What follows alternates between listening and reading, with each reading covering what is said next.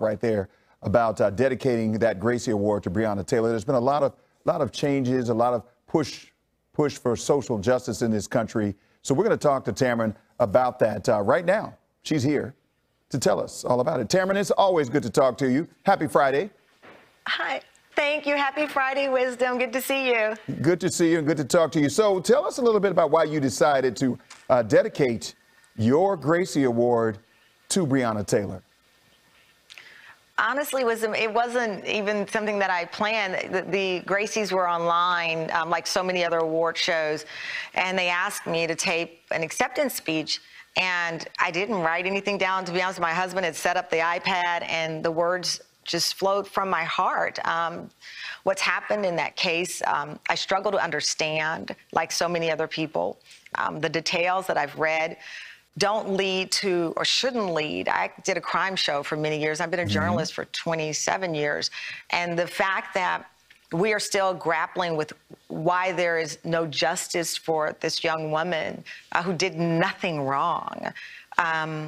It tears at my heart, and this Gracie Award is given by women in the media.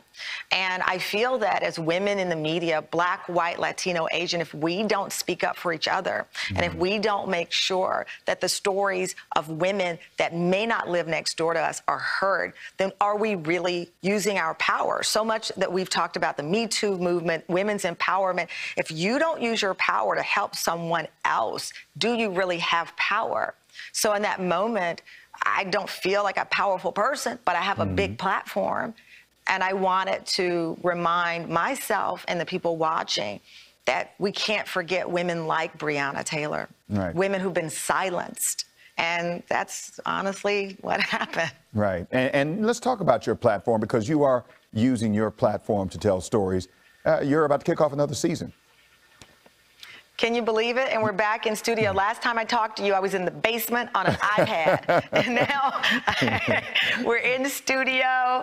You know, I said, I don't feel like we've come back. I feel like we never left. Like so many of you, you're in your home working. There's no separation between work and home. It's all just, I told someone, they said, life is just one big nap. We nap and we get back up. We nap and we get back up, because we're on this cycle together. But we're back in studio, kicking off this season 2 of the show, with exciting guests, big conversations. But I think more than anything, the spirit of the ability just to talk about it, to laugh together, to talk together, to cry together. The same things you and I have done over the first season, it's a continuation of that. All right. So look, I want to talk about you got a birthday celebration, and before we go, you got a birthday celebration, and my man Moses is doing some swimming. So you got to get both of those in before we get out there. Swimming.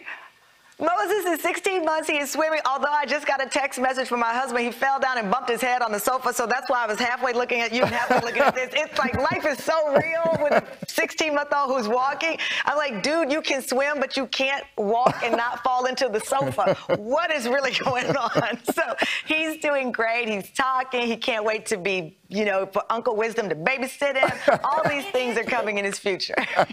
Oh, yes. Angie Goff is over here. She wants to jump in on this interview so bad. I know. Listen, Angie, if you can teach me how to keep my 2 things.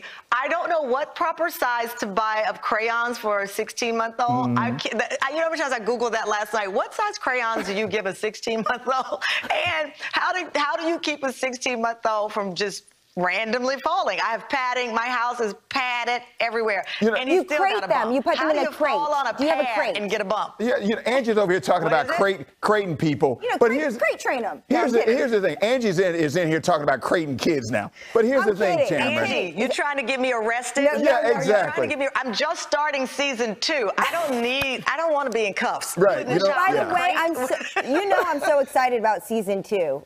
You know, I talked to you before. I'm here for this. I'm here for this interview. Look. Here's the thing, Tamron.